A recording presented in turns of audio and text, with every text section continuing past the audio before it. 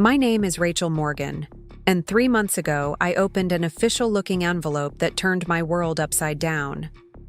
Inside was a mortgage modification notice from First Federal Bank regarding a $200,000 business loan for Enchanted Events, my younger sister Amber's event planning company.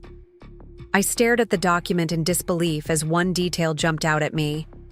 Our family home at 157 Oakwood Lane was listed as collateral. The home I had spent my entire adult life working to afford. The home where my husband Greg and I had planned to raise our children. The home that was now at risk without my knowledge or consent. "Did you know about this?" I asked Greg that evening, my voice barely above a whisper as I slid the document across our kitchen island. He barely glanced at it, continuing to chop. Vegetables for dinner with infuriating calm. "Oh, that," he said casually. "Yeah, Amber needed help with her business loan. Banks are ridiculously strict with new businesses these days. It's just a formality. Her company is already booking clients." I felt the blood drain from my face. "You used our home as collateral without discussing it with me?" Greg finally looked up, his expression a mixture of confusion and mild irritation. "I didn't think it was a big deal. Amber's your sister. I thought you'd want to help her. Besides, the business is a sure thing. She's already booked 3 weddings for next summer." That moment, standing in our sunny kitchen with the granite countertops I'd saved 3 years to install, marked the beginning of a journey that would expose secrets, transform relationships, and force me to reclaim power I didn't realize I had surrendered. What Greg and Amber never anticipated was that the bank's routine follow-up investigation would unravel a web of deception that went far beyond a simple loan agreement. Before we jump back in, tell us where you're tuning in from, and if this story touches you, make sure you're subscribed, because tomorrow I've saved something extra special for you. I never planned to own a house by 30. Growing up with a single mother who moved us between rental apartments whenever the landlord raised the rent or the neighborhood declined, stability felt like a luxury reserved for other families. Families with 2 parents, reliable incomes, and generations of accumulated wealth. None of which we had. My earliest memories involve packing our belongings into garbage bags and cardboard boxes scrounged from behind the local supermarket. By the time I finished high school, we'd lived in 11 different apartments across 3 neighboring towns. Each move meant a new school, new friends, and the same promise from my mother. "This time we'll stay, Rachel. This one's going to work out." She meant well, my mother. Patricia Morgan worked double shifts as a hospital aide, her hands perpetually chapped from industrial disinfectants, her eyes shadowed from chronic exhaustion. She gave everything she had to keep us afloat, but life seemed determined to ensure that afloat was the best we could hope for. When the car broke down, we lost groceries to pay for repairs. When winter came, we wore layers indoors to keep the heating bill manageable. We survived, but security remained elusive. My younger sister Amber experienced our instability differently. 5 years my junior, she approached life with an optimism that sometimes bordered on delusion. Where I saw financial catastrophe lurking around every corner, Amber saw opportunities and possibilities. When the electricity was shut off for non-payment, I would panic while Amber declared it an adventure and set up a camping night with flashlights and shadow puppets. "You worry too much, Rachel," became her refrain from childhood through our adult years. "Something always works out." And for Amber, something usually did. Whether through her natural charm, our mother's tendency to protect her from harsh realities, or simple luck, Amber seemed to float above the practical concerns that weighed on me. When she needed money for a school trip, a distant aunt would unexpectedly send a check. When college applications came due, she received a partial scholarship to the state university based on a portfolio of breathtaking photographs taken on a camera purchased through a community program. I took a different path, attending community college while working full-time at an insurance office. Every paycheck was carefully allocated, 70% for essential expenses, 20% for education, and 10% saved for emergencies. When emergencies inevitably arrived, and they did with depressing regularity, I would adjust my budget further, eating ramen for weeks to rebuild my small safety net. I graduated with an associate's degree in business administration at 20, debt-free but exhausted. The insurance office promoted me to claims supervisor, a position that came with a modest raise and health benefits. For the first time, I could visit a doctor without calculating whether the illness justified the expense. I could purchase name-brand cereal without a pang of guilt. Small luxuries, but they felt monumental after years of deprivation. At 23, I made a decision that my coworkers considered either brave or foolish, depending on their perspective. I enrolled in night classes to complete my bachelor's degree in finance while continuing to work full-time. 4 nights. A week, I would leave the office at 5:30, grab dinner from a drive-thru, and sit in a classroom until 9:45 p.m., then home to shower and sleep before beginning again at 6 a.m. It was during this grueling period that I met Greg Sullivan. He came to the insurance office to file a claim after a minor fender bender. Unlike most claimants who arrived irritated and impatient, Greg was calmly reasonable, his documentation organized in a labeled folder. As I processed his paperwork, we discovered a shared appreciation for financial planning. When he learned about my night classes, his admiration seemed genuine rather than performative. "That's impressive dedication," he said. "Most people talk about improving their situation, but you're actually doing the hard work." Greg was 3 years older, a project manager for a commercial construction company with a steady income and what appeared to be a grounded approach to life. He asked for my number before leaving, and against my usual caution, I gave it to him. Our first date was a simple dinner at a local restaurant, where our conversation ranged from investment strategies to favorite hiking trails. I found myself relaxing in his company, impressed by his apparent financial responsibility and clear career goals. As our relationship developed over the next year, Greg seemed to represent everything I had been working toward: stability, security, and thoughtful planning for the future. He owned a small condo purchased after the housing market crashed, had minimal student loan debt, and contributed regularly to his 401k. When he talked about wanting children once we're properly established, the responsible timeline appealed to my own careful nature. Greg proposed on my graduation day after I received my hard-earned finance degree.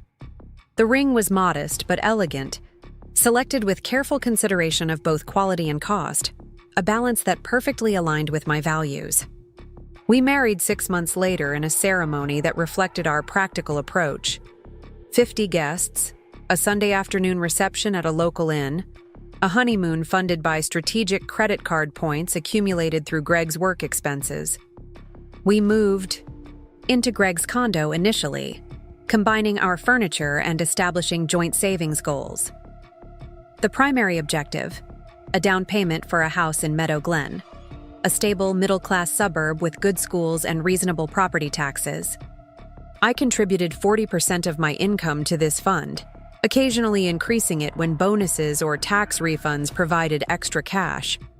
Greg contributed a set amount monthly, though I noticed he was more likely to make exceptions for justified expenses. A new golf club when his broke upgraded camping equipment for his annual trip with college friends. After 2 years of marriage and dedicated saving, we had accumulated enough for a 20% down payment on a modest starter home. The housing market in Meadow Glen had become increasingly competitive, with properties often receiving multiple offers within days of listing.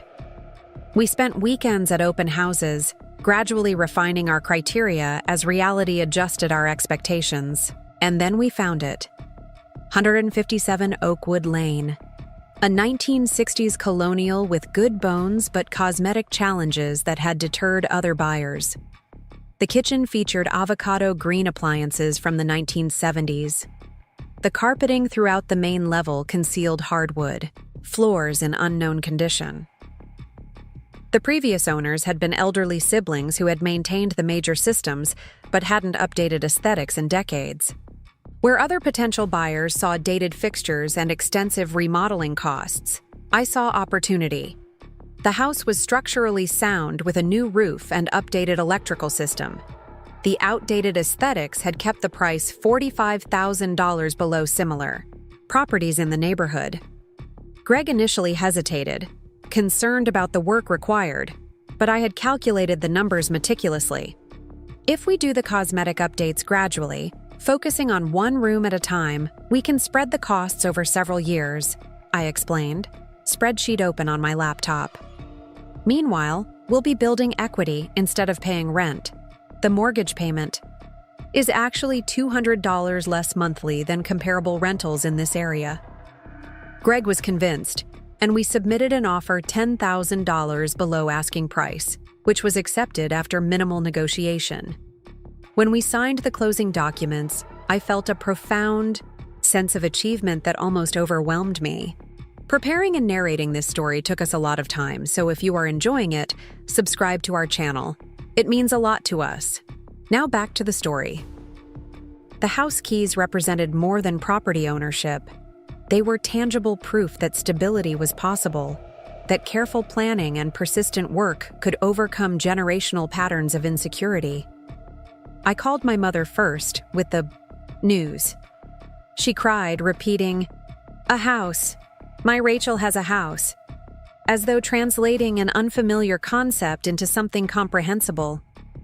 Next was Amber, who responded with characteristic enthusiasm, but quickly shifted to describing the amazing converted warehouse she was renting with 3 roommates, where they'd created a creative collective for artists and entrepreneurs. The first year in our home established patterns that would continue throughout our ownership. I approached renovations with methodical planning, researching materials, watching tutorial videos, and developing detailed budgets before beginning each project. Greg contributed labor and enthusiasm, but deferred to my financial orchestration, seemingly content to let me manage the household economy while he focused on his advancing career. We removed the carpeting to discover well-preserved hardwood floors that needed only refinishing. We painted every room ourselves over a series of weekends. For the kitchen renovation, I coordinated multiple contractor quotes, scheduled the work during a planned vacation to minimize disruption, and negotiated favorable payment terms that allowed us to avoid carrying any credit card debt for the project.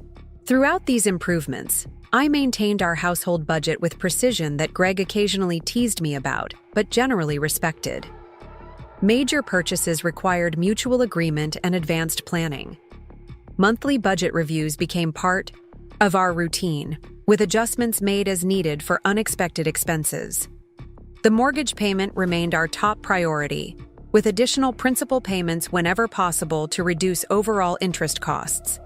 My professional trajectory continued upward during this period. The finance degree opened opportunities beyond insurance, and I accepted a position as a financial analyst with Cumberland Regional Hospital. The role came with significant responsibilities managing departmental budgets and projecting operational costs, along with a 30% salary increase. I allocated most of the additional income to accelerated mortgage payments and home improvements, with a smaller portion directed toward our eventual goal of starting a family. Greg's career similarly advanced, with a promotion to senior project manager that included not just higher base compensation, but also performance bonuses tied to project completion timelines. Unlike my predictable salary, these bonuses varied considerably, sometimes reaching substantial amounts that Greg proudly deposited into our joint account. "We're killing it, Rachel," he would say, displaying the deposit confirmation. "All those years of being careful are paying off." We were indeed killing it by most conventional measures. Our home value increased as both the neighborhood appreciated and our improvements enhanced its appeal. Our retirement accounts grew steadily through disciplined contributions and a favorable market. We took modest vacations planned around discount periods and accumulated travel points. From the outside, we epitomized financial responsibility and partnership. 4 years into homeownership, with the major renovations completed and our careers solidly established, we began discussing children more seriously. I researched health insurance coverage for pregnancy, calculated childcare costs against continued dual incomes, and developed projections for college savings that would need to begin at birth to achieve adequate funding. Greg sometimes found my detailed planning excessive. "Kids don't need spreadsheets, Rachel," he would say, only half joking. "Sometimes you have to leave room for life to happen organically." His perspective wasn't entirely wrong. My childhood insecurity had fostered a need for control that occasionally crossed into rigidity. I struggled to distinguish between prudent planning and anxiety-driven overcaution. Greg's more relaxed approach provided beneficial balance, though sometimes at the cost of my peace of mind. It was during this period of family planning that Amber's situation evolved in ways that would eventually intersect with our carefully constructed life. After cycling through various creative pursuits and short-lived employment arrangements, she discovered an aptitude for event coordination while organizing a friend's wedding on a limited budget. The experience revealed her natural talents for negotiation, creative problem-solving, and managing disparate personalities under pressure. For the first time, Amber applied her innate optimism to a practical business concept. She began assisting with weddings, corporate functions, and charitable galas. Initially as a side venture while working retail, then gradually transitioning to full-time event planning. Her Instagram account showcasing her events attracted growing attention, leading to steady client referrals. "I'm actually making real money," she told me during a rare dinner together at my house. "Not just covering expenses, but actually saving some. You'd be proud of me. I even opened a separate business account." I was genuinely pleased for her. Despite our different approaches to life, I wanted Amber to find stability and fulfillment.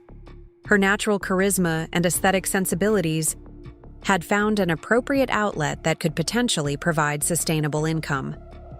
When she mentioned wanting to formalize her business with proper registration and branding, I offered assistance navigating the bureaucratic requirements. Over several weekends, I helped Amber establish Enchanted Events as a legitimate business entity. We created a basic business plan, registered for appropriate licenses, and set up rudimentary accounting systems. Greg, with his project management background, contributed suggestions about service pricing and contract terminology. The collaboration felt positive. Amber was receptive to guidance while maintaining her creative vision, and I experienced the satisfaction of applying my financial expertise to support her growth. "You two are my guardian angels," Amber declared as we completed the business registration paperwork. "I couldn't have navigated all this without you." What I didn't fully appreciate at the time was how Amber's gratitude affected Greg.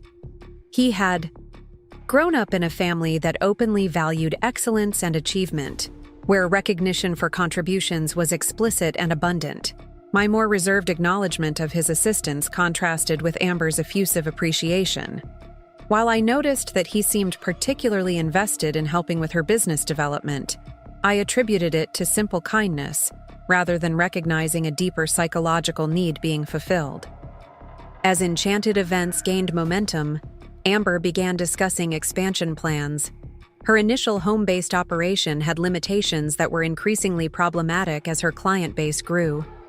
She needed dedicated meeting space for consultations, storage, for decorative elements, and eventually staff to manage the growing workload.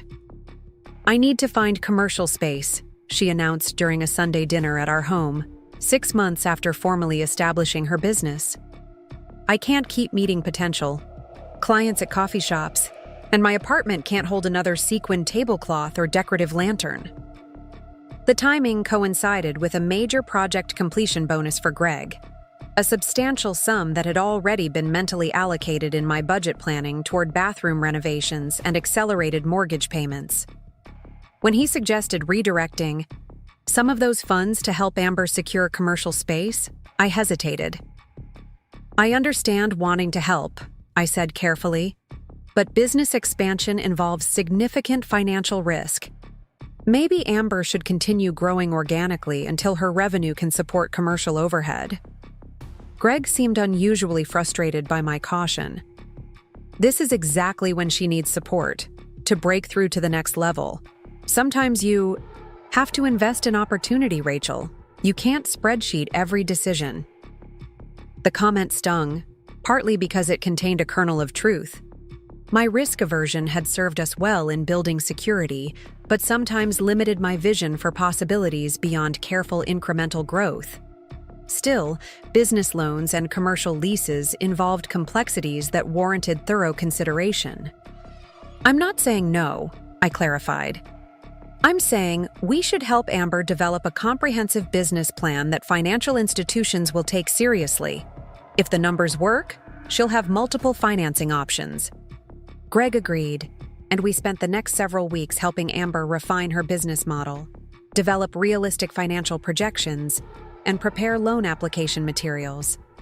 I connected her with a former colleague who specialized in small business lending, who provided invaluable guidance about documentation requirements and typical approval criteria. When Amber identified potential commercial space in a recently renovated downtown building, I accompanied her to evaluate the location, lease terms, and fit-out requirements. The space had genuine potential: central location, good visibility, flexible configuration options, and a landlord offering competitive terms to attract quality tenants to the developing area. I helped her calculate maximum sustainable rent, based on projected revenue, and create a phased expansion plan that would minimize initial overhead while allowing for growth. Throughout this process, I believed we were collectively working toward responsible business development for Amber while maintaining appropriate financial boundaries. Greg and I had established a modest amount we could gift toward her startup, costs without compromising our own financial goals. Beyond that, any additional support would be through guidance rather than direct funding. What I didn't know, couldn't have known, was that parallel conversations were occurring without my knowledge. Amber had been sharing her frustrations about loan application rejections with Greg during their frequent text exchanges and occasional lunches when I was working late. Despite her improved business documentation, traditional lenders remained hesitant to finance a service-based business with limited operating history and no significant collateral. They want 2 years of tax returns showing consistent profit, she complained to Greg. How am I supposed to grow without capital? It's a catch-22. Greg, with his construction industry background, understood lending practices, but also sympathized with Amber's predicament. Her business showed genuine promise, with advanced bookings and growing client referrals demonstrating market demand for her services. The expansion seemed logically sound, but was stalled by conservative lending standards that prioritized established businesses over emerging enterprises. The solution Greg conceived seemed elegant in its simplicity. Leverage our established credit history and home equity to secure the financing Amber needed. The business would make the loan payments directly to us. We would make the payments to the bank, and everyone's needs would be met without disrupting our financial stability. In his mind, this arrangement represented a perfect balance of helping family while protecting our interests. What this approach failed to consider was my fundamental right to participate in decisions that affected my financial security and placed at risk the asset that represented my life's work towards stability. It dismissed my careful nature not as a valid perspective deserving respect, but as an obstacle to be circumvented. Most significantly, it violated the partnership principles that I believed formed the foundation of our marriage. And so, without my knowledge or consent, Greg and Amber proceeded with their plan. They scheduled meetings with lenders during my hospital budget review period, knowing my calendar would be fully committed. They provided our home documentation, financial statements, and tax returns. Greg signed where required and forged my signature where necessary, justifying this deception as temporary and for a good cause. The loan was approved with surprising speed, likely expedited by our excellent credit history and significant home equity. The proceeds were deposited into a newly established account for Enchanted Events, and Amber immediately secured the commercial space with a 3-year lease commitment. Construction began on interior modifications to create the showroom and consultation areas she envisioned. Throughout this period, I remained completely unaware of these developments. Amber's occasional mentions of progress with her business space were vague enough that I assumed she had found alternative financing or negotiated favorable terms with the landlord. Greg's explanations for evening meetings and weekend consultations with contractors seemed plausible within his normal professional activities. The bank representative's call shattered this carefully maintained illusion. After confirming that I had indeed been listed as co-borrower on a substantial business loan without my knowledge, I requested immediate copies of all relevant documentation. Within minutes, my email inbox contained evidence of a betrayal so comprehensive, it momentarily paralyzed me. I needed time to process and strategize before confronting Greg, so I called my colleague Diane, asking her to cover my afternoon meetings with a vague explanation about a family emergency. I sat in my office with the door closed, methodically, examining each document, noting every forged signature, every financial projection, every legal commitment made in my name without consent. The afternoon stretched into evening as I remained at my desk long after most colleagues had departed. I reviewed my options, researched legal protections against loan fraud, and documented chronological events as I understood them. When my office phone rang at 7:30 p.m., I knew without checking caller ID that it would be Greg, wondering about my unusually late workday. "Hey, are you still at the office?" His voice carried the casual concern of a spouse checking in, utterly incongruous with the devastation he had orchestrated. "Yes," I replied, my tone neutral. "I'll be home soon." "Everything okay? You sound strange." "We'll talk when I get home," I said, unwilling to have this conversation by phone. "Amber's coming over with takeout to show us the shop's progress photos," he mentioned. "She should be here in about 30 minutes. The unexpected information that Amber would be present altered my approach. Initially, I had planned to confront Greg privately, but perhaps having both conspirators together would reveal more about the extent of their deception. "Perfect timing," I said, managing to keep my voice steady. "I'll see you both soon." I arrived home to find Greg and Amber in the kitchen, arranging containers of Thai food on our island counter. Amber was animated, describing recent client consultations while Greg nodded appreciatively.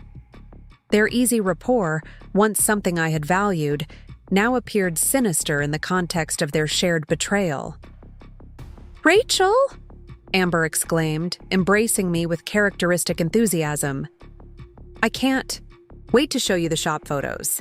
The contractor finished the consultation area yesterday, and it looks amazing." I returned her embrace mechanically, meeting Greg's eyes over her shoulder. Something in my expression must have alerted him that something was wrong, because his smile faltered slightly. "Let's eat while everything's hot," he suggested, gesturing toward the food. Amber was just telling me about a corporate client who wants themed holiday events throughout the year. I placed my work bag on the counter and deliberately removed the stack of loan documents. "Before we discuss Enchanted Events' progress, I'd like to understand when you both plan to tell me about this." The silence that fell was absolute. Amber's animation evaporated, replaced by a deer-in-headlights expression I recognized from childhood moments when she had been caught in misbehavior. Greg's reaction was more complex, surprise followed by the rapid calculation of potential responses visible in his shifting expression. "Where did you get those?" he finally asked, his tone carefully neutral. "First Federal Bank called me today to verify loan details," I replied, watching both their faces. Imagine my surprise when I learned our home had been leveraged for Amber's business loan without my knowledge or consent. Amber glanced at Greg, the silent communication between them confirming their collusion.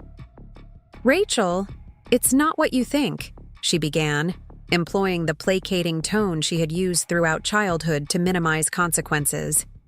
The business is doing incredibly well, and the loan is already being paid as agreed.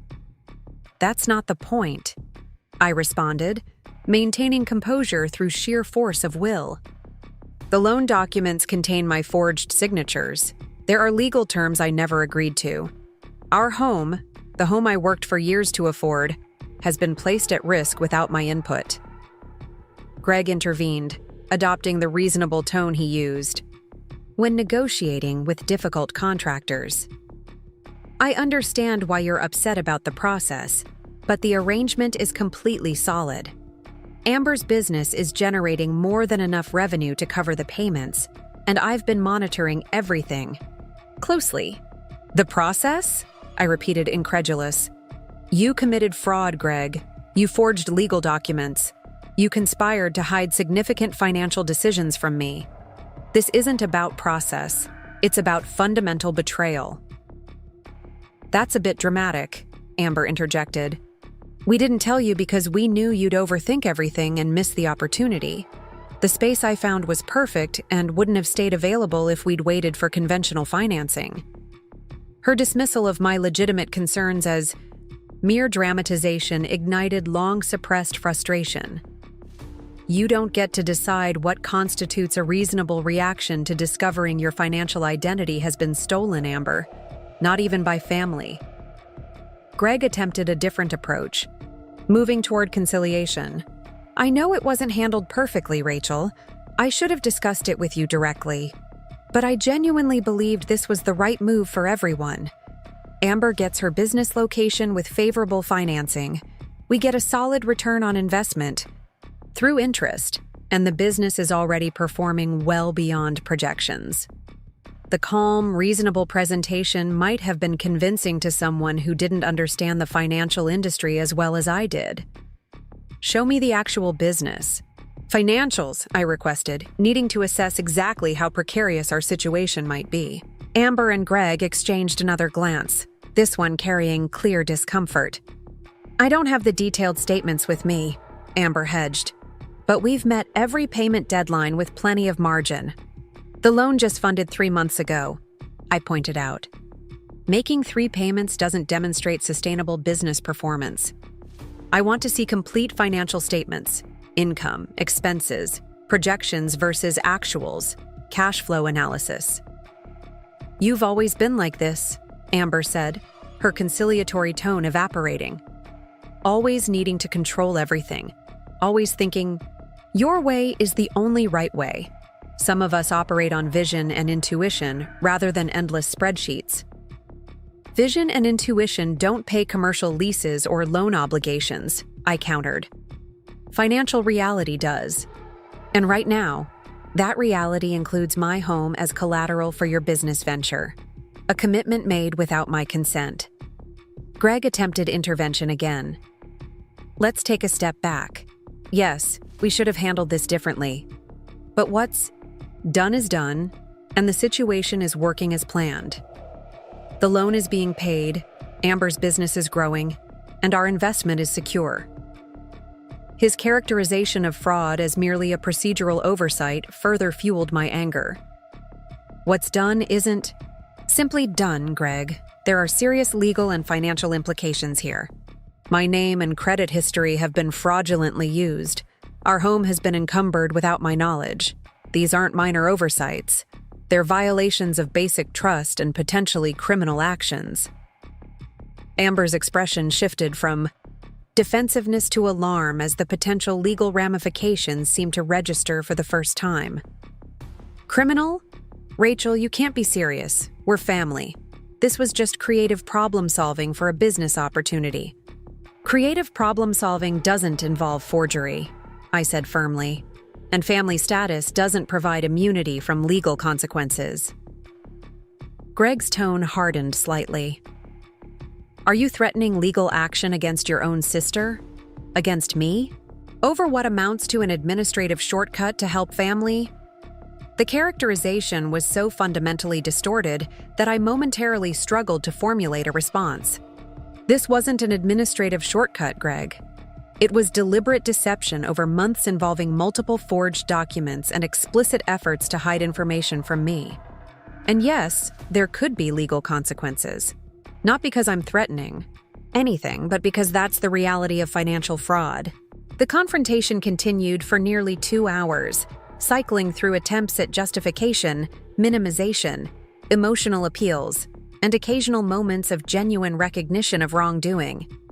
Amber eventually admitted that the business financials weren't as robust as she had implied, with several client cancellations and unexpected expenses creating cash flow challenges she had kept hidden from Greg. Greg, in turn, reluctantly acknowledged that he had known my opposition to such an arrangement would be justified, which was precisely why he had circumvented my involvement. He had convinced himself that once the business proved successful, the initial deception would seem insignificant against the positive outcome. I thought you'd eventually appreciate that I had handled it without burdening you with the details, he explained, as though excluding me from decisions about my own financial security had been an act of consideration rather than betrayal. By evening's end, several realities had become painfully clear. First, Enchanted Events was financially precarious, with insufficient revenue to reliably cover both operating expenses and loan obligations. Second, Greg had prioritized Amber's business ambitions over our marital partnership, making unilateral decisions that placed our shared security at risk. Third, both Greg and Amber had demonstrated a profound disregard for my autonomy and right to determine my own financial commitments. I outlined immediate requirements: complete access to all Enchanted Events financial records, consultation with the bank's fraud department regarding options for addressing the unauthorized signatures, and separation of our household finances until the situation could be fully assessed and addressed. "You're overreacting," Amber insisted. "This rigid approach will destroy my business before it has a chance to succeed." "Your business was built on fraud," I reminded her. "Any legitimate business needs to succeed on valid financial arrangements, not deception and unauthorized risk." Greg attempted one final appeal to emotion. "Rachel, I understand you're upset, but this scorched earth approach hurts everyone. We can find a middle path that protects your interests while giving Enchanted Events the runway it needs to succeed." I regarded my husband of 6 years, trying to reconcile the person I thought I had married with the man who had systematically violated my trust. "This isn't about finding middle ground, Greg.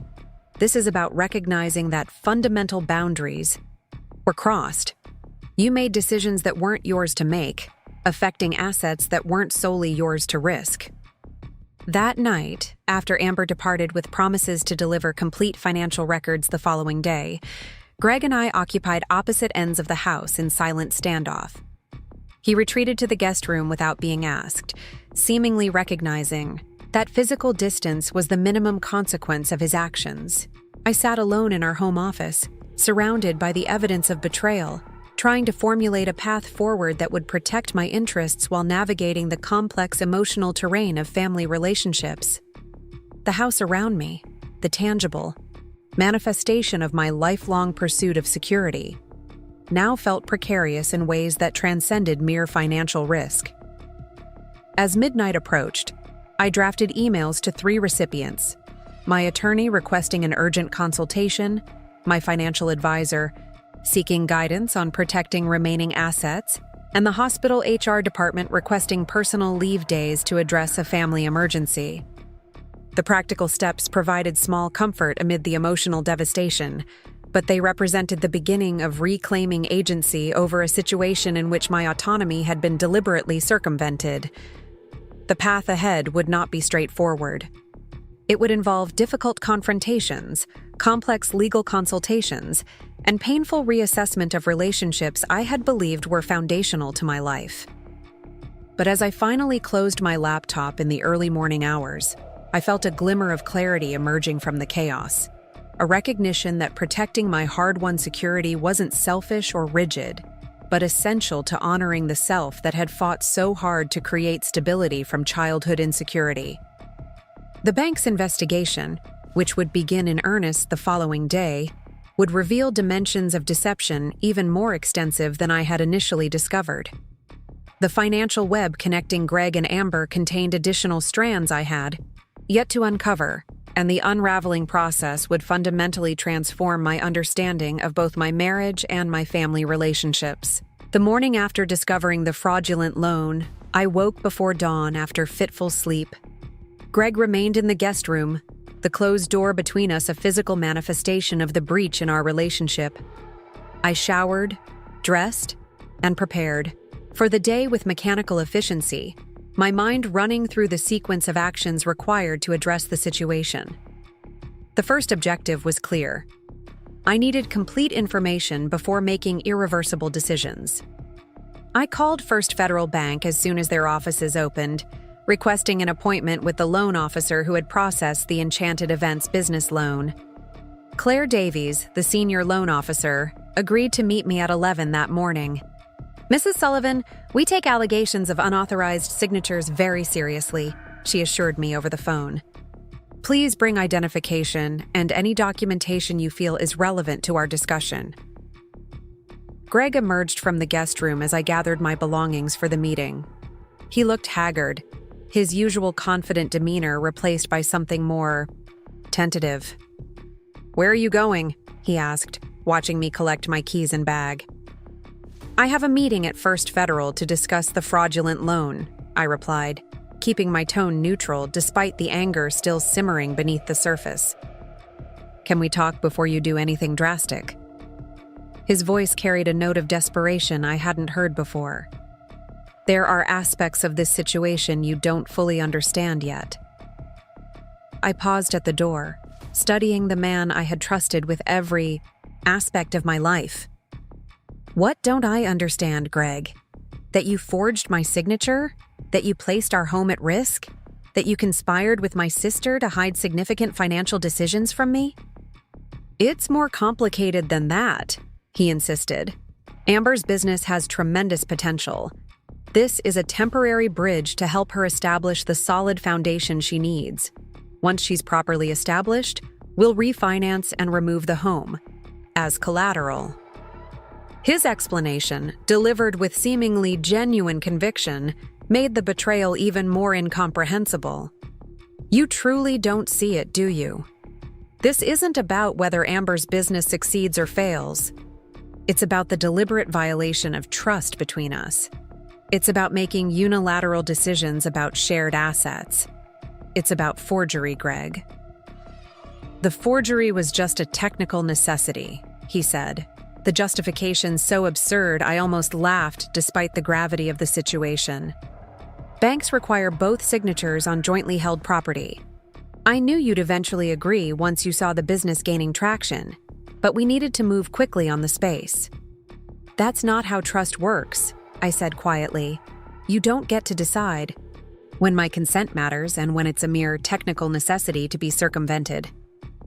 I left him standing in the hallway, his expression a mixture of confusion and growing realization that the situation wouldn't be easily resolved through his usual persuasive tactics.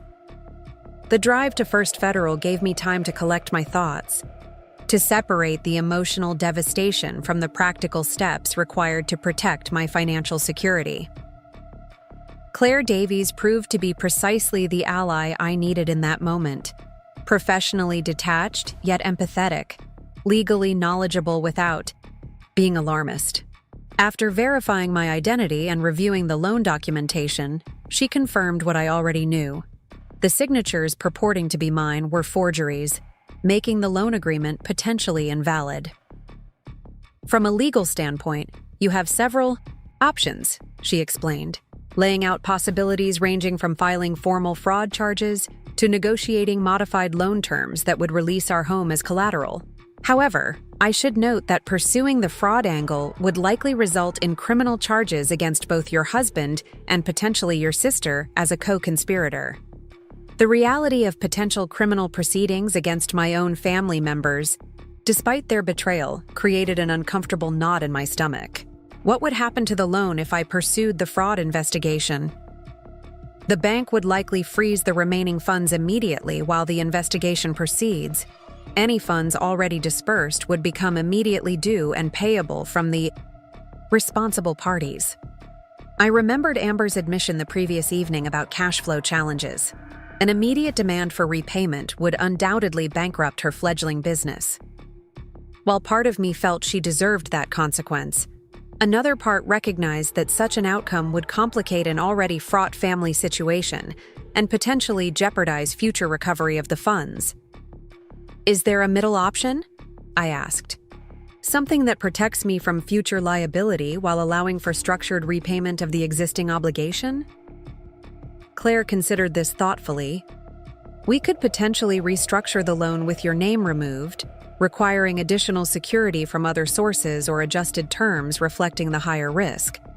However, that would require your husband and sister to qualify independently, which might be challenging given the circumstances. Before making any decisions, I need to understand exactly how the loan funds have been allocated so far and what financial controls exist for the remaining balance," I explained. "Could we place a temporary hold on additional disbursements while I gather that information?" Claire agreed this was reasonable, issuing immediate instructions to freeze further withdrawals pending resolution of the signature discrepancy. With this temporary safety measure in place, I left First Federal with a marginal sense of control restored. Not a resolution, but at least containment of the damage. My next stop was Enchanted Events itself. I needed to see firsthand what my home had been leveraged to create, to assess whether Amber's business had any realistic possibility of meeting its financial obligations or if we were already facing inevitable collapse. The storefront was located in a recently renovated section of downtown, an area transitioning from neglected industrial spaces to boutique retail and service businesses, catering to the growing young professional population. The location had genuine commercial merit: visible street frontage, convenient parking, proximity to popular wedding venues and corporate offices that might require event planning services. A small brass plaque beside the door announced Enchanted Events, where memorable moments begin, in elegant script. Through the large display windows, I could see a tastefully arranged showroom featuring sample table settings, decorative elements, and what appeared to be a consultation area with comfortable seating and a sleek digital display for presentations. The space was undeniably impressive, professional, inviting, and conveying exactly the upscale image that would appeal to clients planning significant events. Had the business been established through legitimate means, I might have felt genuine pride in Amber's achievement. I found her in the back office, surrounded by fabric swatches and vendor catalogs, phone pressed to her ear as she negotiated with what sounded like a floral supplier. She looked up as I entered, surprise quickly replaced by wariness as she hastily concluded her call. "Rachel, I wasn't expecting you," she said, rising from her desk with the nervous energy I recognized from childhood confrontations. "I was going to bring the financial records by your house this evening as promised." "I wanted to see the space myself," I replied, glancing around at the well-appointed office. "I need to understand exactly what my home has been leveraged to create." Amber winced at my phrasing but gestured toward the chair opposite her desk. "I know you're angry, and you have every right to be. But now that you've seen the business, you can understand why this opportunity was too important to miss."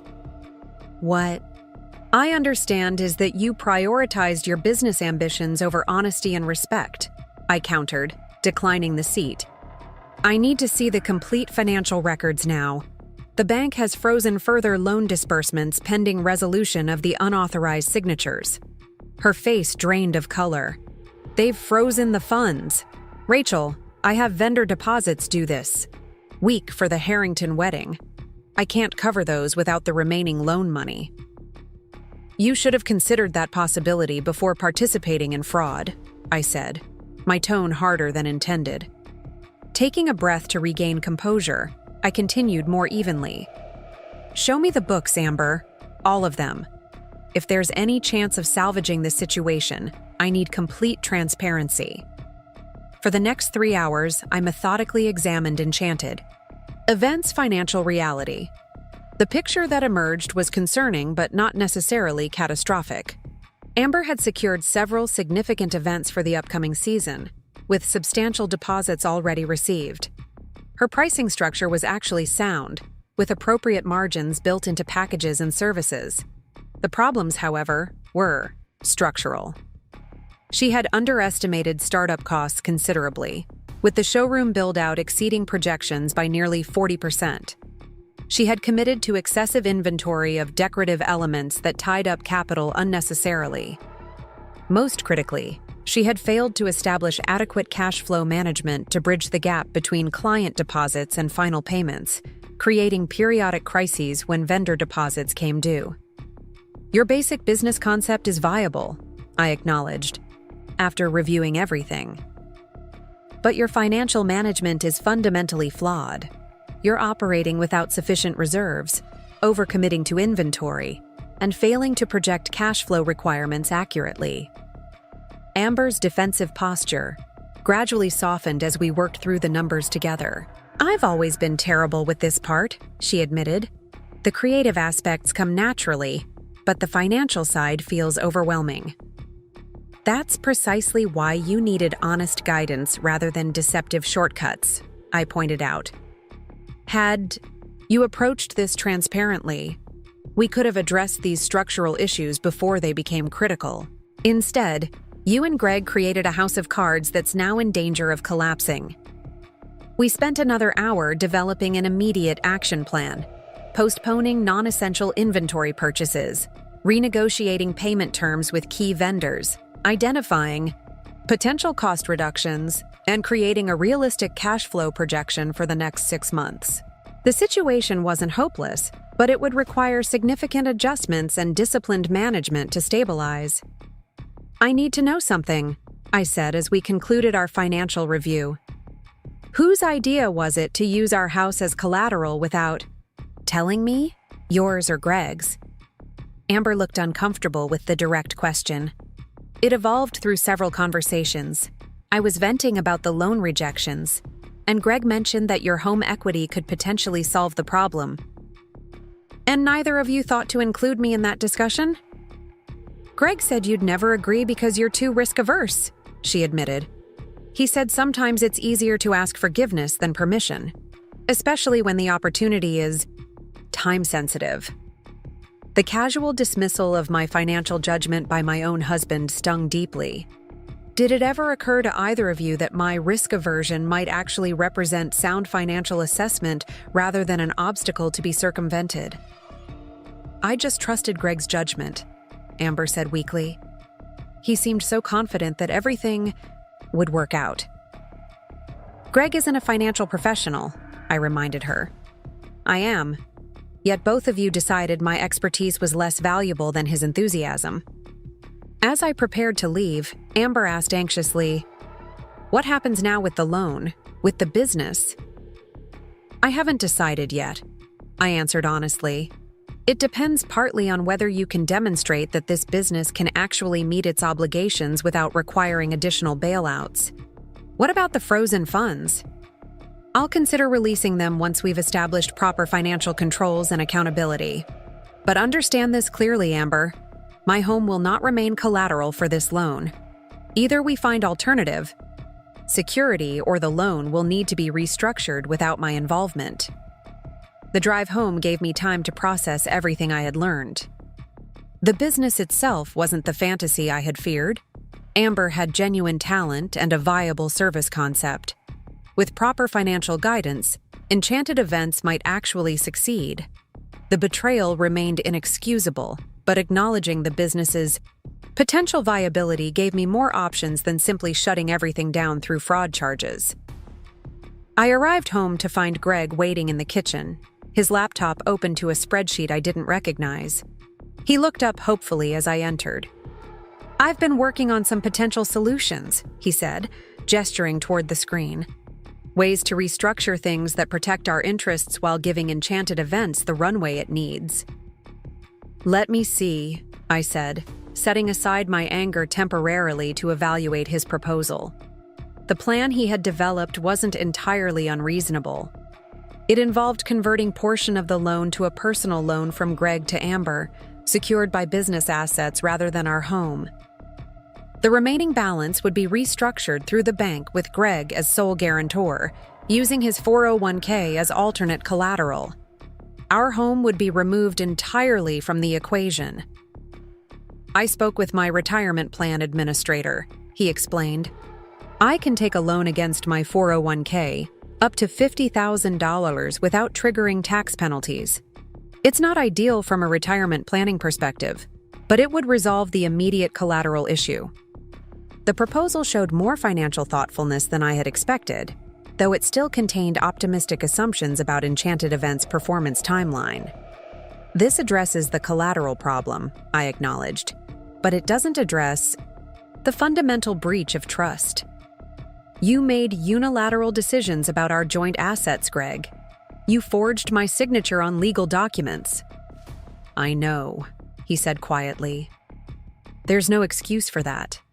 I convinced myself it was a temporary measure that would be justified by the outcome, but that was self-serving rationalization.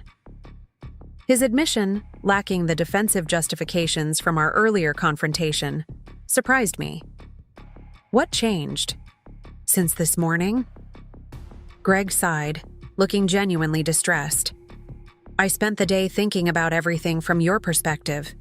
How it must have felt to discover that decision made without your input. The violation of having your signature forged. The recognition that your husband and sister had conspired to circumvent your wishes. He paused, meeting my eyes directly. I'd be devastated and furious if our positions were reversed. The acknowledgement was significant, perhaps the first indication that he understood the gravity of his actions beyond their practical implications. Still, understanding didn't necessarily rebuild broken trust. I appreciate the recognition, I said carefully, but I'm not ready to discuss reconciliation yet. The financial situation needs to be resolved first. I understand, he replied, disappointment evident, but seemingly accepting the boundary. What did you learn at Enchanted Events today? I shared my assessment of the business's actual condition, the viable core concept, but concerning structural flaws. With proper management and financial controls, it could potentially succeed, but that would require Amber to accept significant oversight and restrictions she might find frustrating. She'll accept whatever conditions you set, Greg said with surprising certainty. She's terrified of losing everything, and she recognizes that her financial management isn't adequate. We spent the evening developing a comprehensive restructuring plan, temporarily setting aside the personal relationship issues to focus on the practical financial solutions. The plan we eventually created included 1. Removing our home as collateral by substituting Greg's retirement funds and other personal assets. 2. Establishing strict financial controls for the remaining loan funds, with expenditures requiring dual approval. 3. Creating realistic revenue projections and expense limitations to ensure sustainable operations. 4. Implementing weekly financial reviews until stability was achieved. 5. Developing contingency plans for various scenarios, including underperformance or client cancellations.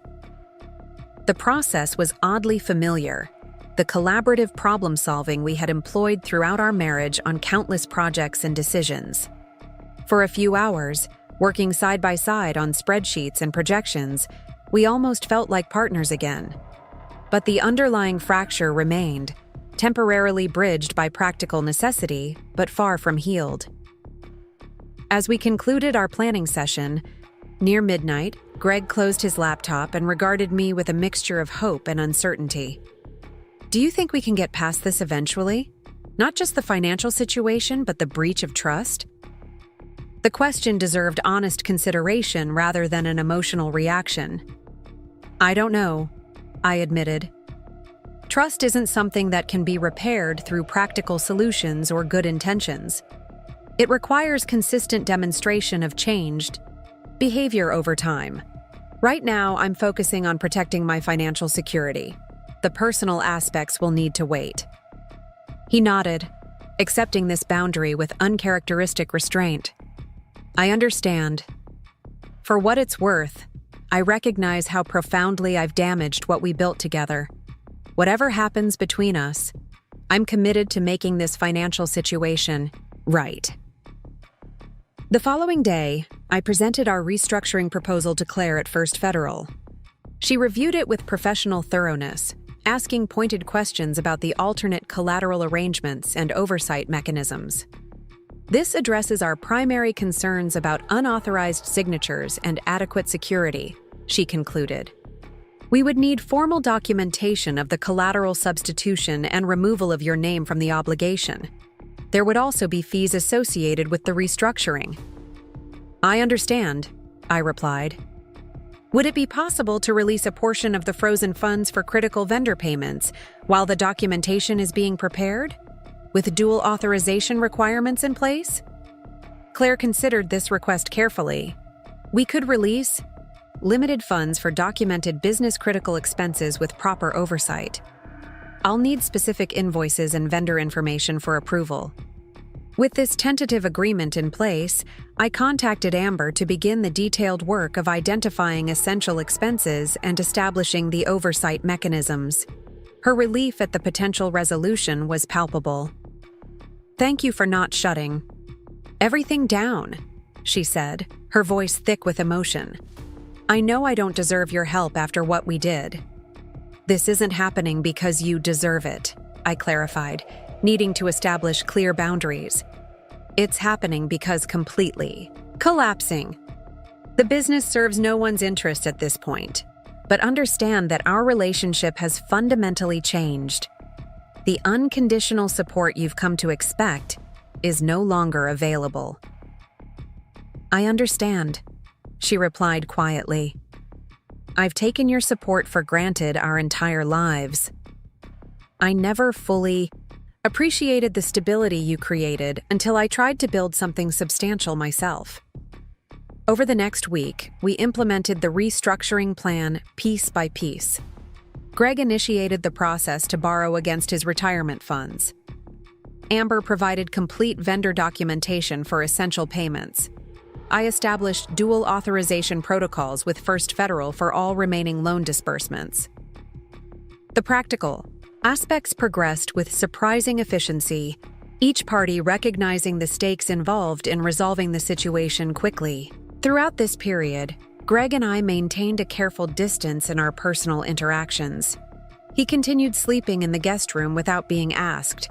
We communicated primarily about the financial restructuring, avoiding deeper discussions about the future of our marriage. This unspoken agreement to address the practical before the personal provided necessary space to process the profound breach of trust without the pressure of immediate relationship decisions. 10 days after discovering the fraudulent loan, we met with Claire to sign the restructured agreement. The new terms removed my name entirely from the obligation, substituted alternative collateral for our home, and established strict oversight requirements for the remaining funds. As I watched Greg sign the documents legitimately this time, I felt a complex mixture of relief, lingering anger, and uncertainty about the path forward. The lien against your property will be formally released within 72 hours, Claire confirmed as we concluded the signing. Your home is no longer at risk in connection with this business loan. Those words should have brought complete relief, but the emotional damage remained even as the financial threat receded. My home was secure again in legal terms, but the sense of safety and trust it had represented was profoundly diminished. The walls that had once symbolized achievement and security now held memories of betrayal and violation. As we left the bank, Greg asked hesitantly, "Would you be willing to have dinner together tonight? Not to pressure you about us, just to acknowledge completing this phase of the resolution." The request seemed reasonable, a recognition of the milestone without presumption about its implications for our marriage. That would be fine, I agreed, but not at home. Somewhere neutral. We selected a quiet restaurant downtown, one we had visited occasionally for anniversary celebrations, in happier times. The familiar setting highlighted how fundamentally our relationship had changed in less than 2 weeks. We ordered cautiously, neither of us with much appetite despite having eaten poorly throughout the crisis period. "I've been seeing a therapist," Greg said after our appetizers arrived, the confession unexpected. "Twice already this week. I needed to understand why I made such a catastrophic choice, why I convinced myself it was acceptable to violate your trust that way." I raised an eyebrow, genuinely surprised by this development. "What have you learned?" "That I've been operating with some profoundly distorted thinking patterns," he said, his expression troubled. "I've always prided myself on being the problem solver, the person who makes things happen despite obstacles. Somehow I began viewing your financial caution as just another obstacle to overcome rather than wisdom to be respected." The insight seemed genuine rather than performative, suggesting actual reflection rather than merely saying what he thought I wanted to hear. "That's a starting point for understanding," I acknowledged. "But understanding doesn't automatically restore trust." "I know," he agreed. "Trust has to be rebuilt through consistent actions over time. I'm not asking for immediate forgiveness or reconciliation. I just wanted you to know I'm doing the work to understand how I failed so fundamentally as a partner." As we continued our meal, our conversation gradually shifted from the immediate crisis to broader reflections on our relationship patterns. Greg spoke with surprising candor about recognizing how he had sometimes dismissed my financial expertise despite evidence of its value. I acknowledged how my childhood insecurity had sometimes manifested as rigid control that could feel suffocating to others. "What do you want going forward?" Greg finally asked as we finished dessert. "Not just regarding us, but for yourself?" The question deserved thoughtful consideration rather than a reflexive response. "I want to rebuild my sense of security, not just financially but emotionally. I need to know that my boundaries will be respected, that my expertise will be valued, that my consent matters in decisions that affect my life."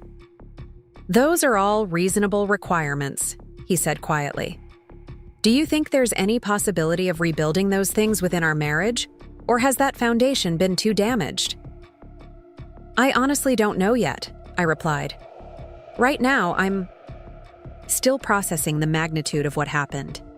I need time and space to determine whether trust can be restored or whether we need to consider a different path forward." Greg nodded, accepting this uncertainty without protest. "I understand. Whatever you decide, I'll respect your decision. In the meantime, would you prefer that I find another place to stay?" The question had been hovering unspoken between us since the discovery. Now faced with an explicit choice, I realized I wasn't ready for that definitive a separation. "That's not necessary yet. The guest room arrangement is working for now, giving us both space while we work through things." As we walked to our cars afterward, Greg stopped before we separated. "Thank you for handling this situation with such grace and rationality. Many people would have immediately pursued the most punitive options available. Your willingness to find constructive solutions despite the betrayal says everything about your character." The comment caught me off guard, a genuine acknowledgement of my approach rather than manipulation or self-interest. "I'm still angry," I admitted. "But destroying Enchanted Events wouldn't undo the betrayal, and it might eliminate any chance of recovering the investment. Sometimes practical solutions and emotional catharsis don't align." We parted with an awkward goodbye, neither a kiss nor our usual embrace appropriate to the ambiguous state of our relationship. As I drove home alone, I reflected on the strange limbo we now occupied, neither fully together nor decisively separated, navigating the aftermath of betrayal while attempting to salvage what could be reconstructed from the wreckage. The house awaited me, quiet and familiar, yet somehow changed by recent events. As I moved through the rooms that had once represented unalloyed achievement and security, I recognized that whatever path forward I ultimately chose, I would never again view my financial autonomy as something that could be safely delegated. or shared without careful boundaries and explicit safeguards.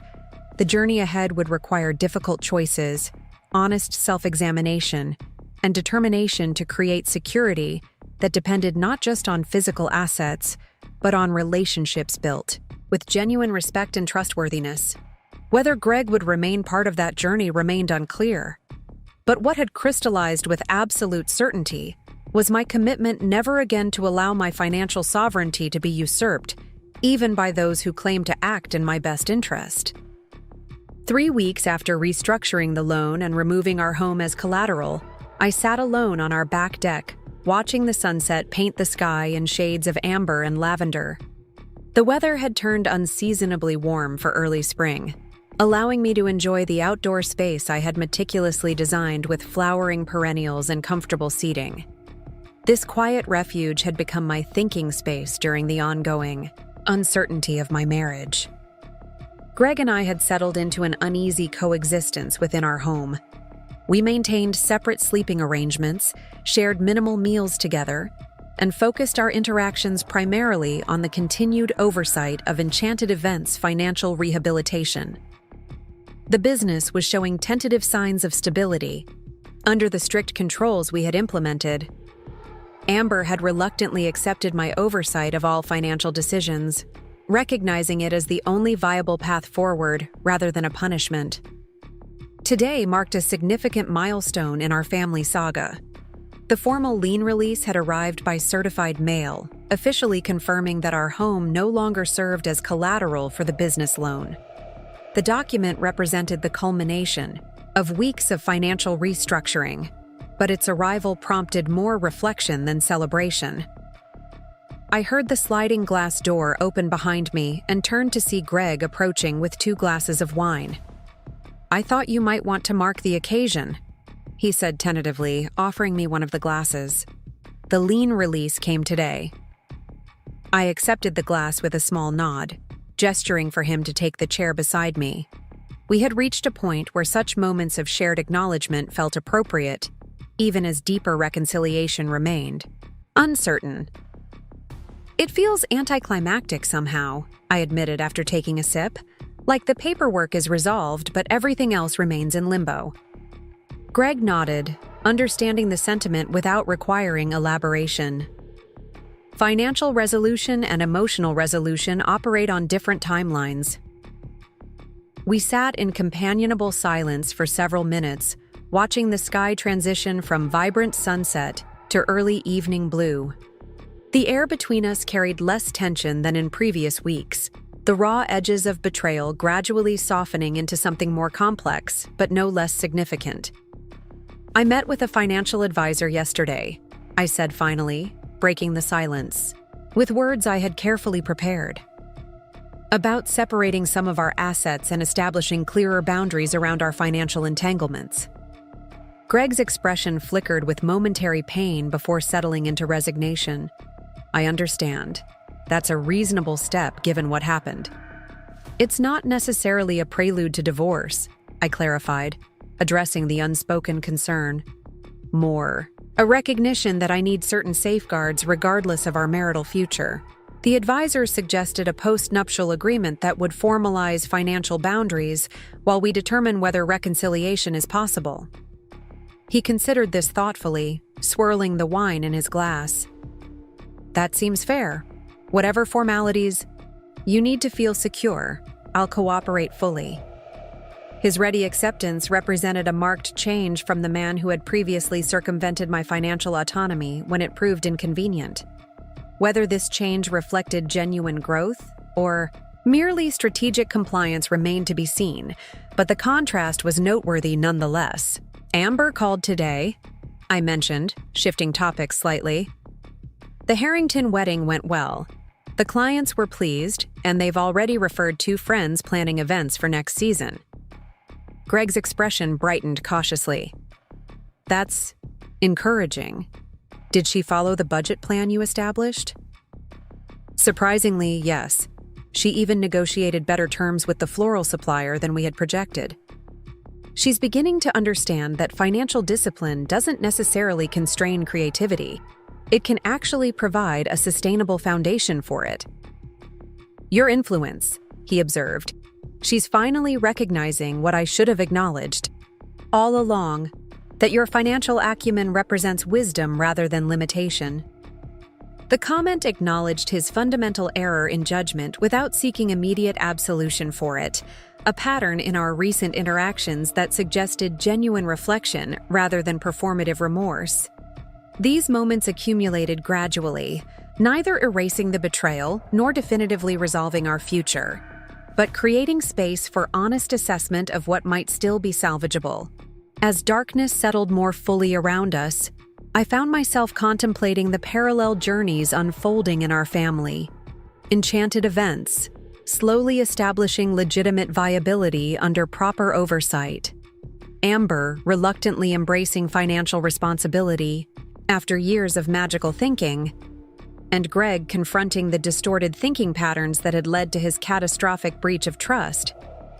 "I've been thinking about something my therapist suggested," Greg said, breaking the contemplative silence. "She recommended I write you a detailed letter articulating my understanding of the harm caused by my actions, without justifications or expectations. Would that be something you'd be open to receiving?" The question was posed carefully, respecting my agency to decline engagement with his therapeutic process if it felt burdensome. "I would be willing to read it," I replied after brief consideration, "though I can't promise a specific response. I understand. It's meant to demonstrate my comprehension of the impact, not to solicit forgiveness." He hesitated before continuing. "The therapist has helped me recognize how I've confused problem-solving with control, particularly in financial matters. I've realized I sometimes treated your caution as an obstacle, rather than appreciating it as the foundation that made our security possible." This insight aligned with patterns I had observed throughout our relationship, but had never fully articulated. Greg had always positioned himself as the visionary while casting me as the unnecessarily cautious counterbalance. This framing had obscured the essential value of my financial diligence, treating it as a character limitation rather than a strength that had created the very stability he enjoyed. That framing affected more than just financial decisions, I observed. It influenced how we approached many aspects of our life together. You positioned yourself as the one with vision and potential, while I became the constraint requiring management or circumvention. Greg winced slightly at this characterization, but didn't dispute its accuracy. "You're right. I never considered how that dynamic might feel from your perspective, to have your thoughtfulness consistently framed as restriction rather than wisdom." As our conversation continued into the evening, we ventured into territory previously unexplored in our years. Together, we discussed how childhood experiences had shaped our relationships with money and risk, his family's emphasis on appearance and achievement, my history of insecurity and instability. We acknowledged how these patterns had influenced our marriage, in ways neither of us had fully recognized until crisis forced examination. "I'm still angry," I admitted as our discussion approached its natural conclusion. Not the raw, overwhelming fury of those first days, but a deeper awareness that something fundamental was violated. I don't know if that can be fully restored. "The anger is justified," Greg acknowledged. "I betrayed your trust in one of the most profound ways possible, compromising the security you worked so hard to create. That's not something that can be undone through apologies or temporary good behavior." His recognition of the depth of violation, offered without defensive qualification, represented significant growth from our initial confrontations. Whether this growth would translate into sustained change remained an open question, one that would require extended observation rather than immediate resolution. The following morning, I drove to Enchanted Events for our weekly financial review with Amber. These sessions had evolved from initially tense confrontations into more productive collaborations as Amber gradually accepted the value of the oversight she had initially resisted. Today's meeting would include discussion of the upcoming Mason corporate event, a significant opportunity that could establish Enchanted Events in the lucrative corporate sector beyond its initial wedding focus. I found Amber in the consultation area with a potential client, so I slipped quietly into the back office to review the preparation materials while waiting. The office had transformed noticeably since my first visit after discovering the fraudulent loan. Gone were the scattered fabric swatches and disorganized vendor catalogs, replaced by an efficient filing system and clearly labeled storage. Financial tracking board displayed current projects, payment status, and upcoming obligations, visible evidence of the systems we had implemented together. When Amber joined me 20 minutes later, her expression carried cautious optimism. That was Angela Williams, events director for Meridian Technologies. They're considering us for their annual leadership retreat, a 3-day event with a substantial budget. That's promising, I acknowledged. Did you provide the standard package pricing or custom proposal? Tiered options based on the templates we developed, with clear cost breakdowns and payment milestones. She pulled up the proposal on her tablet, displaying the professionally structured document that reflected our financial guidelines without sacrificing the creative elements that distinguished her services.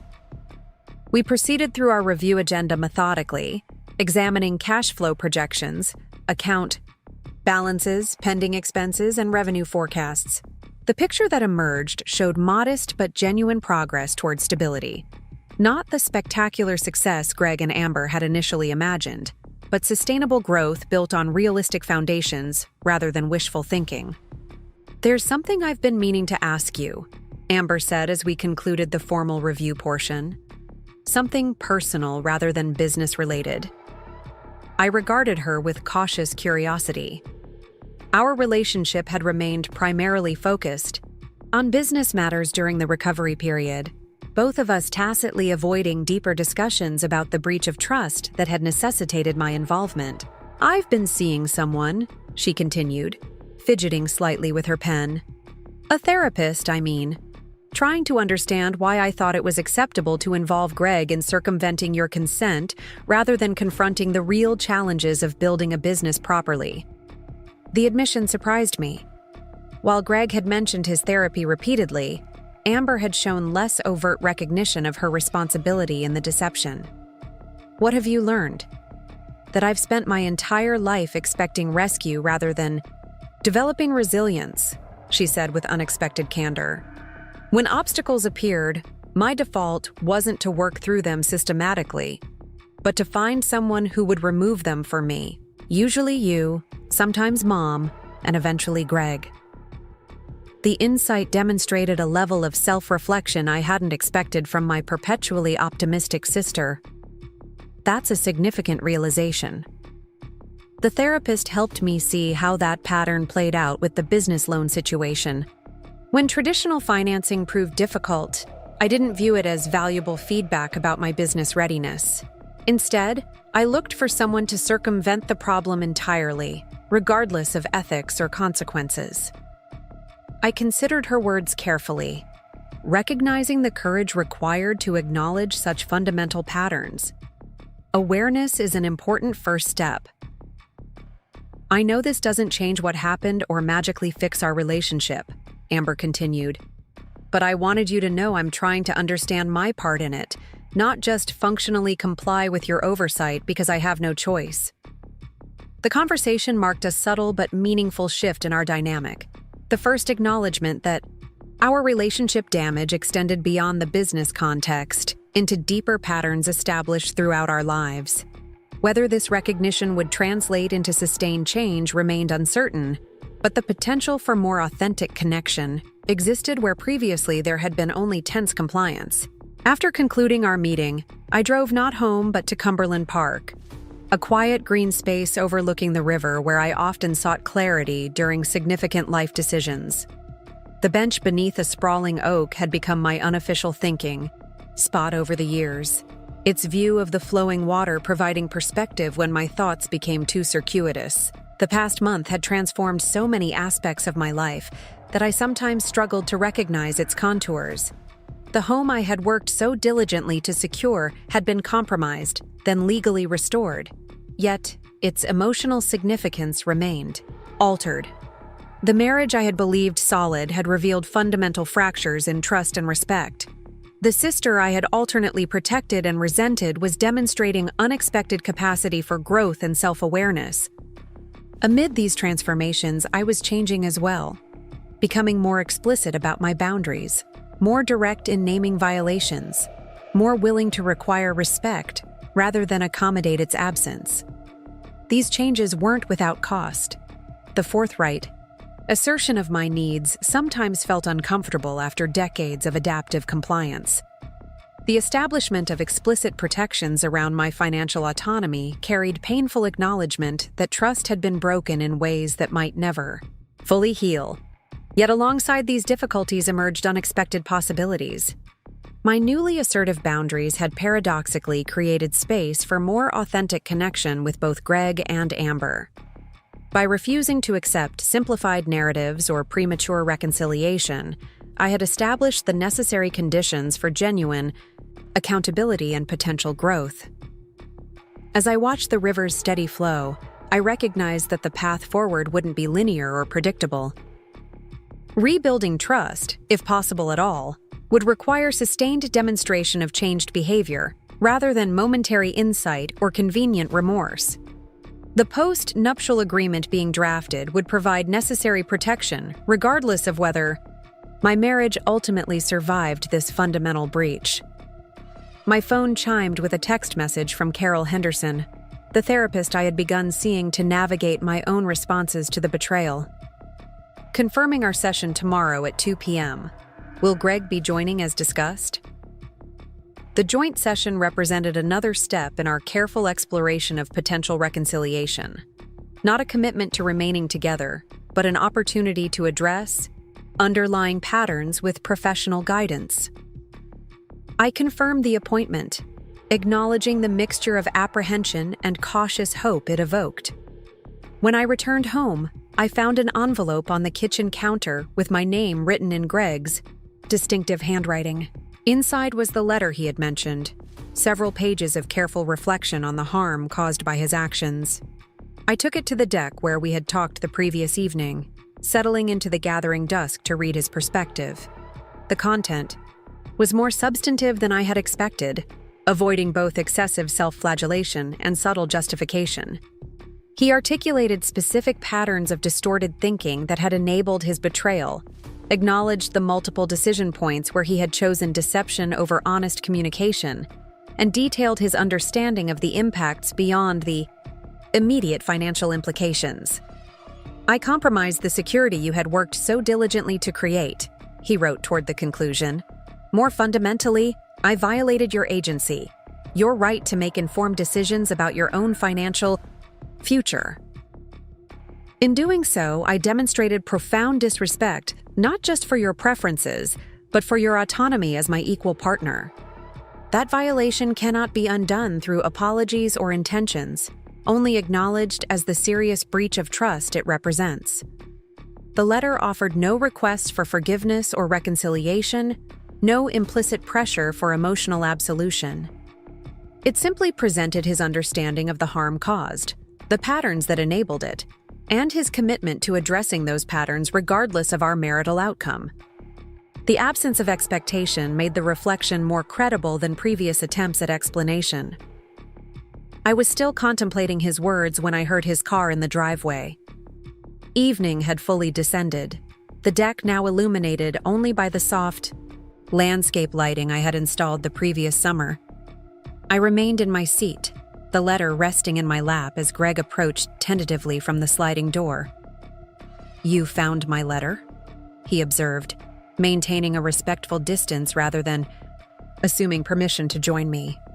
"Yes, it was thoughtful," I acknowledged, gesturing toward the adjacent chair in tacit invitation. He sat carefully, respecting the physical and emotional space between us. "I meant everything I wrote. I understand that insight doesn't automatically repair damage, but I wanted you to know I'm seeing clearly now what I couldn't or wouldn't recognize before." "I appreciate that," I said, choosing my words deliberately. The letter demonstrates genuine reflection rather than strategic manipulation.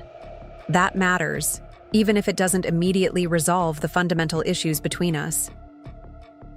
I don't expect resolution, he assured me. Just the opportunity to demonstrate through consistent actions that I understand the gravity of what happened and am committed to addressing the patterns that made it possible. We sat together in the darkness for some time, the silence between us more companionable than in previous weeks. The future remained uncertain, our relationship fundamentally altered by the betrayal that had exposed its fault lines. Yet in that uncertainty existed possibility, not for restoration of what was lost, but perhaps for creation of something new, built on clearer understanding and explicit respect, rather than unexamined patterns and convenient assumptions. I've been thinking about something my therapist said, I offered eventually. She suggested that sometimes a relationship breach, painful as it is, creates opportunity to examine patterns that might otherwise remain invisible throughout a lifetime. That doesn't diminish the harm or justify the betrayal, but it might allow something meaningful to emerge from it. Greg considered this perspective thoughtfully. Does that feel true for you? Has this situation revealed patterns you might not otherwise have recognized? Several, I admitted. I've recognized how my childhood experiences with insecurity created adaptive patterns that sometimes limited my agency in adult relationships. I became so focused on maintaining stability that I sometimes accepted compromised versions of respect to avoid disruption. I benefited from those patterns without acknowledging their cost to you, Greg observed. Your accommodation made my life more comfortable while reinforcing my worst tendencies toward unilateral action. This mutual recognition represented genuine progress, seeing our individual patterns as interconnected rather than isolated behaviors. Whether these insights would translate into sustainable change remained to be tested through time and consistent demonstration rather than momentary clarity. The following day's joint therapy session continued this exploration with professional guidance. Carol Henderson facilitated our discussion of relationship patterns with skillful neutrality, neither presuming reconciliation nor foreclosing its possibility. We examined how our complementary strengths had sometimes calcified into rigid roles that limited both of us. My caution becoming constriction, his vision becoming impulsivity. Financial betrayal often reveals underlying dynamics beyond money itself, Carol observed as our session approached conclusion. The question moving forward isn't just whether trust can be rebuilt regarding financial decisions, but whether both of you want to create a relationship with fundamentally different patterns of communication and respect. That question would require extended consideration rather than immediate answer. As we left the therapist's office, I felt neither the false comfort of premature reconciliation nor the cold certainty of inevitable dissolution, but rather the challenging recognition that meaningful choice required continued observation of sustained change rather than momentary insight or convenient promises. Driving home separately, I took a detour past Enchanted Events, observing the tasteful window display Amber had created for the spring event season. Despite its problematic origins, the business showed genuine potential under proper management and realistic expectations. Like my marriage, it remained in transitional space, neither guaranteed success nor doomed to failure, but requiring continued vigilance and honest assessment to determine its viable future. I continued toward home, the home that had represented. My hard-won security had been placed at risk without my consent, and now carried complex associations of both achievement and betrayal. As I pulled into the driveway, I noticed fresh plantings in the front garden beds, spring flowers arranged in the pattern I had planned the previous fall but hadn't yet implemented. Greg emerged from the side yard carrying garden tools, dirt, smudging his work clothes. "I found your garden plan in the home office," he explained, seeing my questioning look. "Thought I'd get the spring planting started while you were at your afternoon appointments." The gesture was thoughtful without being presumptuous, contributing to shared space without assuming it erased larger breaches. It represented the kind of consistent small action that might, over extended time, contribute to rebuilding fractured trust.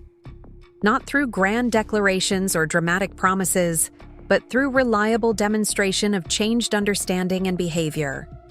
"It looks nice," I acknowledged, taking in the careful arrangement of pansies, tulips, and early perennials. "Thank you." As I entered our home, still ours, despite the uncertainties surrounding our marriage, I recognized that the path forward remained neither clear nor predetermined. The financial restructuring had removed immediate threat to my security, but the emotional landscape continued evolving through daily interactions, therapeutic insights, and sustained demonstration of changed patterns. What had crystallized through this difficult period was my unwavering commitment to maintaining financial autonomy and requiring genuine respect rather than convenient compliance. Whether these requirements would ultimately prove compatible with continuing my marriage remained an open question, one that would be answered not through declarations or promises, but through consistent demonstration over time. The home that had sparked this painful journey would likely never again represent uncomplicated security, yet perhaps it might eventually symbolize something equally valuable: the courage to require respect, the clarity to establish meaningful boundaries, and the wisdom to recognize that genuine security resides not in absence of risk, but in the knowledge that one's fundamental worth and autonomy remain inviolate regardless of external circumstances. Up next, you've got 2 more standout stories right on your screen. If this one hit the mark, you won't want to pass these up. Just click and check them out.